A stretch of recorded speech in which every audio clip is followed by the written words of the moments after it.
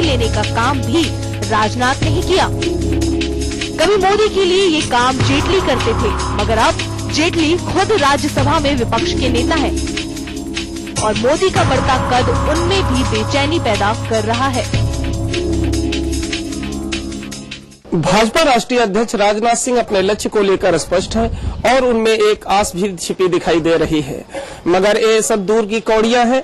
फिलहाल का सच ये है कि आगामी लोकसभा चुनाव के मैदान को मारने के लिए बीजेपी की तरफ से मोदी ही तैनात किए जाएंगे। कैमरामैन सुरेन के साथ सर्वेश प्रताप सिंह, के न्यूज, लखनऊ। तो बीजेपी के वरिष्ठ नेताओं का मोदी को समर्थन मिलने के बाद अब क्षेत्रीय नेता भी मोदी के समर्थन में आगे आ रहे हैं। अयोध्या में संतों से मिलने पहुंचे सांसद योगी आदित्यनाथ ने नरेंद्र मोदी को देश का लोकप्रिय नेता बताते हुए आगामी लोकसभा चुनाव की जिम्मेदारी मोदी को सौंपे जाने की चर्चा का समर्थन किया और राम मंदिर मुद्दे को चुनावी मुद्दा नहीं, आस्था का विषय बताया। वहीं दूसरी ओर प्रदेश सरकार को प्रदेश की सुरक्षा के लिए खतरा भी बताया।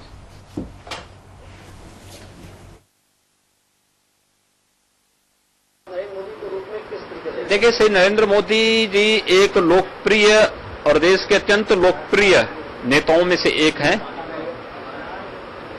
स्वाभाविक रूप से देश के अंदर जैसा वातावरण है, तो भारतीय जनता पार्टी ने अगर चुनाव की कमान उन्हें सौंपने की बात चल रही है तो कोई बुरी बात नहीं है। एक राष्ट्रवादी सरकार देश के अंदर आनी चाहिए। देखिए, प्रदेश की सरकार स्वयं इसके लिए जिम्मेदार है। जो सरकार सुरक्षा के मोर्चे पर आतंकवादियों की स्वयं पैरवी कर रही हो, उस सरकार से इससे ज्यादा क्या उम्मीद कर सकते हैं आप? और स्वाभाविक रूप से प्रदेश की सुरक्षा के लिए खतरा कोई दूसरा नहीं है, सरकार स्वयं प्रदेश की सुरक्षा के लिए खतरा है। महेश जी, राजनाथ सिंह की जो टीम है उसमें एकजुटता बहुत नजर आ रही है। अब एक दूसरे के समर्थन में सब आगे आने लगे हैं। हाँ, ये बात सही है, चूंकि एक ऐसा मैसेज जा रहा है कि देश की जनता में नरेंद्र मोदी की जो स्वीकार्यता है वो भारतीय जनता पार्टी के किसी अन्य नेता की नहीं है। तो इसलिए ऐसी स्थिति में जो पार्टी के अध्यक्ष हैं वो एकजुटता दिखा रहे हैं। उसके पीछे हो सकता है उनके अपने कुछ पॉलिटिकल मोटिव्स हों, लेकिन पार्टी के हित में ही ये मामला जा रहा है। जहां एक तरफ ये बात है, वहीं दूसरी तरफ यशवंत सिन्हा जैसे वरिष्ठ नेता ये कहने से बिल्कुल नहीं चूकते हैं कि मोदी को मीडिया ने पीएम इन वेटिंग के कैंडिडेट के रूप में प्रोजेक्ट किया है। वो पूरा का पूरा दोष मीडिया पे मढ़ने का प्रयास कर रहे हैं, लेकिन वो सबसे पहले मीडिया पे दोष मढ़ने की बजाय वो अगर अपनी पार्टी के भीतर जो तमाम तरह के अंतर प्रतिद्वंदिता है प्रत्याशिता को लेकर के या हर तरह के जो एक मतभेद हैं उनको भुला करके जो सरफेस पे आ चुके हैं उनको ठीक करें तो ज्यादा अच्छा है। जी महेश जी, जैसे कि अभी योगी आदित्यनाथ ने कहा वो मोदी के समर्थन में है, लेकिन कई बड़े नाम ऐसे भी हैं जो मोदी के समर्थन में नहीं है। हालांकि खुल के कुछ नहीं कह रहे हैं, लेकिन बार बार उनके जो बयान आ रहे हैं उससे ये साफ स्पष्ट हो जा रहा है। चाहे आडवाणी जी हो, चाहे आपके शिवराज सिंह चौहान हो। अभी आडवाणी ने मध्य प्रदेश में ऐसा बयान दे दिया था जिसको लेकर खलबली मच गई थी। तो एक तरह से ये माना जाए कि एक एकजुटता की बात तो कही जा रही है, लेकिन अंदर ही अंदर मोदी के नाम को लेकर बहुत कुछ चल रहा है। ये बात सही है कि शिवराज सिंह चौहान की बात आडवाणी जी ने कही कि नरेंद्र मोदी से बेहतर तो ये भी सीएम है, तो लेकिन शिवराज सिंह चौहान ने भी कहा कि भाई मैं तो नंबर 3 की भी पोजीशन में अपने आप को नहीं पाता हूं। ये उनका एक बड़प्पन है। स्पष्टीकरण की जरूरत यहां पर आ गई। मोदी को नाराज कोई नहीं करना चाहता। मोदी को कोई नाराज करना इसलिए नहीं चाहता कि जो एक व्यापक जन समर्थन है जो बनता दिख रहा है, और जिस तरह मीडिया में मोदी छाए हुए हैं और पब्लिक में चर्चा में है, उसको देखते हुए कोई भी बीजेपी का नेता मोदी से बैर नहीं लेगा, लेना भी नहीं चाहिए, पार्टी हित में भी नहीं है। इसलिए जो लोग बोल भी रहे हैं वो अपरोक्ष मतलब इनडायरेक्टली चीजों को बोलने की कोशिश कर रहे हैं और अपना दावा पेश कर रहे हैं। 85-86 साल की उम्र में आडवाणी जी की राजनीतिक महत्वाकांक्षा जाग उठी है, ये चीज अब छिपी नहीं है। तो ऐसी स्थिति में अगर वो अपनी सतरंजी चाले चल रहे हैं तो कोई बड़ी बात भी नहीं है। ये उनकी पार्टी के अंदरूनी मामला है, उसको किस तरह निपटना है, किस तरह मोदी को आगे लाना है, बीजेपी का अगला फेस चुनाव में कौन होगा, आडवाणी होंगे कि मोदी होंगे, ये पार्टी ही तय करेगी। जी, लेकिन महेश जी, बीजेपी को पार्टी विद अ डिफरेंस के नाम से प्रोजेक्ट किया जाता था और इस तरह का अंतर्द्वंद जो सामने आ रहा है, तो एक आम जनता में बीजेपी की जो छवि है उसको काफी नुकसान पहुंच रहा होगा। हाँ, उस पर ये बात सही है कि उस पर प्रतिकूल प्रभाव जनता के बीच में निश्चित तौर पे पड़ रहा है। किसी भी राष्ट्रीय या प्रादेशिक पार्टी में भी अगर गुटबाजी की बात सरफेस पे आती है, लोगों की जानकारी में आती है, तो वो उस पार्टी के लिए नुकसानदेह होता है। लेकिन जिस तरह से रणनीति और सुचारू रूप से जो प्रचार तंत्र चल रहा है भारतीय जनता पार्टी का, और मोदी को जिस तरह विदेशों में बुलाया जा रहा है, देश के हर किसी भी बड़े प्रोग्राम में मोदी जाते हैं तो सीधा सीधा यूपीए गवर्नमेंट पे प्रहार करते हैं, कांग्रेस पीएम को निशाना बनाते हैं, सोनिया को निशाना बनाते हैं, तो वो खुद अपने आप को इस रूप पे प्रोजेक्ट कर रहे हैं पब्लिक के सामने कि अगले दावेदार वही है।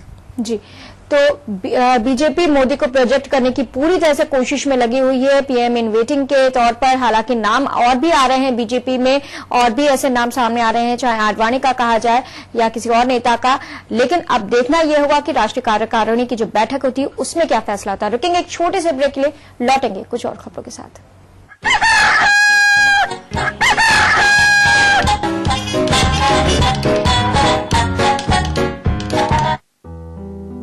Knowledge is what we gain. Discipline is what we follow. Motivation is what we get. Attitude is what we are. We are KDMA. Raghu!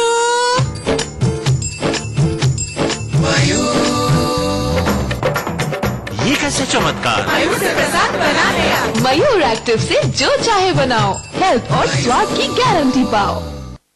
3 रुपए की चाय, 4 रुपए का समोसा और 1 रुपए का अजी 1 रुपए का लाजवाब जी हुजूर पान मसाला।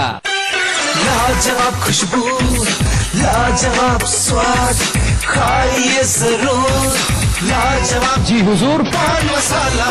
खाइए लाजवाब जी हुजूर सिर्फ 1 रुपए में और मुस्कुराइए हुजूर। पान मसाला खाना हानिकारक है।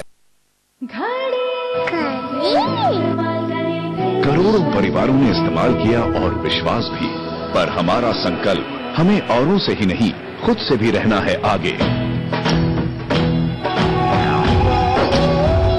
हमने बनाया बेहतर को और भी ज्यादा बेहतर। पेश है महाशक्तिशाली घड़ी डिटर्जेंट पाउडर। नया पैक।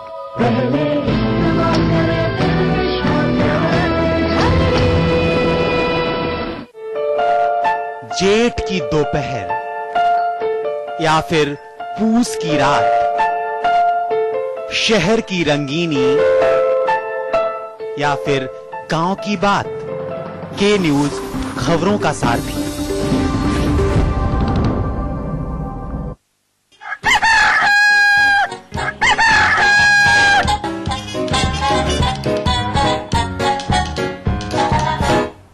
ब्रेक के बाद के मॉर्निंग में आपका स्वागत है। दूसरों के कामों में हस्तक्षेप और छोटे छोटे मामलों में समय गंवाने वाली क्राइम ब्रांच के लिए डीजीपी देवराज नागर ने काम की सीमा तय कर दी है।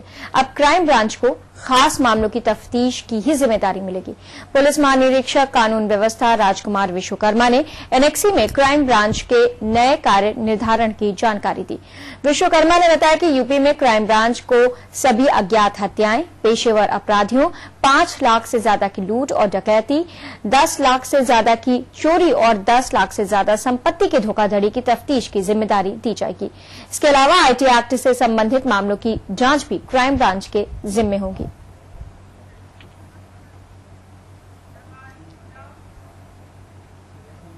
महेश जी, क्राइम ब्रांच के लिए एक सीमा तय कर दी गई है, इसको किस तरह से लेंगे आप? ये इससे एक उम्मीद ऐसी दिख रही है कि जो छोटे छोटे कामों में क्राइम ब्रांच बिजी रहती थी, उसके बजाय अब उसकी एक सीमा तय कर दी गई है। तो इससे जो भी क्राइम होता है उसको वर्कआउट करने में पुलिस को काफी मदद मिलेगी। और ये कॉन्सेप्ट पुलिस विभाग में काम बांटने का ये मार्च के पहले पखवाड़े में आया था, मतलब कॉन्सेप्चुअल स्टेज पे था, अवधारणा थी इसकी, और उस पे अब अमल किया गया है। और सबसे बड़ी बात है कि जो जिन 4 भागों में क्राइम ब्रांच को डिवाइड किया गया जो काम करेगी, उसका एक इंटेलिजेंस विंग होगा, एक डिटेक्शन इन्वेस्टिगेशन विंग होगा, और क्राइम मॉनिटरिंग का एक अलग उसके ऑफिसर्स होंगे, और इसके अलावा ऑपरेशनल विंग होगा। ये लोगों में आपस में कोऑर्डिनेशन रखते हुए ये जो क्राइम होंगे, जो उसको असाइन किया गया है कि साहब 10 लाख से 10 लाख तक की चोरी या उससे 5 से ऊपर की डकैती, या पेशेवर जो क्रिमिनल्स हैं या जो ऐसे मर्डर, जो मिस्टीरियस मर्डर होते हैं जिनके वर्कआउट होने में बहुत दिक्कत होती है, तो वो इन्हीं चारों के कोऑर्डिनेशन से ही वर्कआउट किए जाएंगे। बाकी डिपार्टमेंट उनको सपोर्ट करते रहेंगे। ये एक अच्छी पहल है प्रदेश सरकार की। अब इसमें देखिए इसके नतीजे क्या होते हैं, ये देखने की बात है जी। तो ये माना जाए जैसे कि इकोनॉमिक्स में पढ़ते हैं डिवीजन ऑफ लेबर, तो जिससे कि आपकी कार्यशैली में वृद्धि हो, आप जो है अपने कार्य क्षमता बढ़े, तो यही एक मान के चला इसी एक सिद्धांत को यहाँ पे लागू कर दिया गया है। बिल्कुल बिल्कुल बिल्कुल, ये तुलिका ठीक कह रही हो। तो इससे काम का बोझ कम होगा, छोटी छोटी चीजों पे अपना सिर नहीं खपाएंगे वो, और जो उनको काम असाइन है, जो उनकी सीमा रेखा तय है, उसी के भीतर रहकर काम करेंगे, तो जाहिर है कि एफिशिएंसी बढ़ेगी। तो एक तरह से ये माना जाए कि जो निशान लगते रहते, सवालिया उठते रहते, निशान लगते रहते हैं पुलिस की कार्यशैली को लेकर कि किसी भी क्राइम को सॉल्व नहीं कर पा रहे हैं और जो मामले होते हैं वो लंबित पड़े रहते हैं, तो उसको ठीक करने के लिए डीजीपी की तरफ से एक अच्छी पहल मानी जाए। हाँ, ये बिल्कुल कहा जा सकता है। अब इसमें यह कि जो ये क्राइम ब्रांच गठित की गई है, अब ये अगर कुछ करके दिखाएं जल्दी, तो पब्लिक के सामने एक ठीक ठाक मैसेज जा सकता है, कुछ उसको राहत मिल सकती है। लेकिन इसके लिए पुलिस को भी अपना थोड़ा सा पब्लिक फ्रेंडली होना होगा। जी, तो एक अच्छी पहल डीजीपी की तरफ से की गई है। क्राइम ब्रांच के लिए सीमा तय कर दी गई है। अब वो कुछ ही मामलों की तफ्तीश करेंगे, हर मामले में क्राइम ब्रांच को नहीं लाया जाएगा। बात करेंगे अब उत्तराखंड की। उत्तराखंड सरकार ने राज्य कर्मचारियों को सौगात देते हुए उनके महंगाई भत्ते में 8% की बढ़ोतरी को मंजूरी दे दी है। इससे राज्य के तकरीबन 1,75,000 कर्मचारी लाभान्वित होंगे।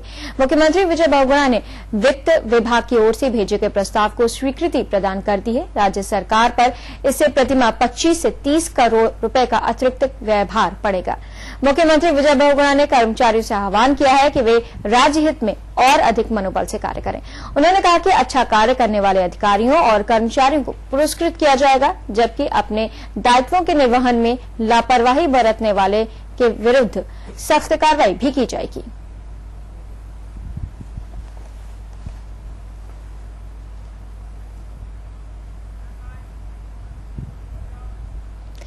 फतेहपुर की जिला नियोजन बैठक में भाग लेने 2 घंटे देर से पहुंचे समाज कल्याण मंत्री अवधेश प्रसाद के सभागार में पहुंचते ही प्रतिनिधियों ने हंगामा करना शुरू कर दिया। जिला पंचायत सदस्य नरसिंह पटेल ने मंत्री जी के देर से आने की वजह पूछी तो वो बगले झांकने लगे।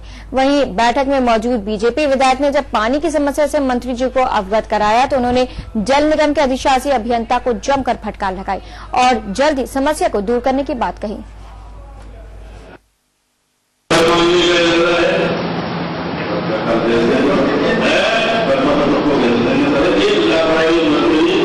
आप सुन रहे हैं कि पिछले दिनों में भी आपका इसी तरह रहा और आज भी उसी तरह से आपको प्रदान करा दे दो।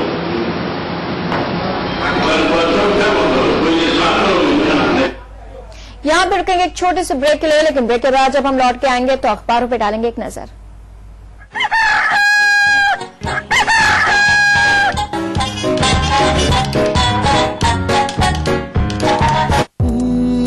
देखो उड़ी वो जुल्फे और बिखरी हवा में खुशबू, मेरे घने लंबे मुलायम बालों का राज अंतर्मना का लाइफ है। जेट बनियान सर आइडिया, सिर्फ जेट, ये त्वचा की सुरक्षा का मामला है। मैं पहनता हूँ जेट, अब बेचूंगा भी ओनली जेट। हाँ, बनियान बोले तो jet. Sukhmani announces flat 50% discount on gents, ladies and kids wear.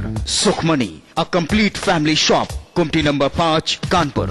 Big bazaar और दैनिक जागरण लेके आए हैं मिस किचन स्मार्ट सीजन 2, जिसको जज करेंगी मास्टर शेफ सीजन 1 की विनर पंकज भदौरिया। अगर आपके हाथ में है हुनर और स्वाद का जादू तो आज ही पहुंचिए अपने नजदीकी बिग बाजार स्टोर में, जमा कीजिए अपनी रेसिपी, क्योंकि आप जीत सकते हैं 1 लाख रुपए तक के इनाम।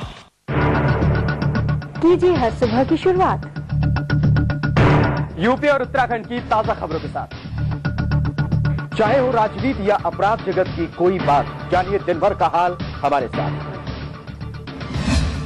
खेल की हो विशाल, चाहे एंटरटेनमेंट की हो बात, हर खबर पहुंचाएंगे हम आपके पास। चाहे हो महिला सुरक्षा से जुड़ी खबर, पूरे देश दुनिया का हाल हम पहुंचाएंगे आपके पास।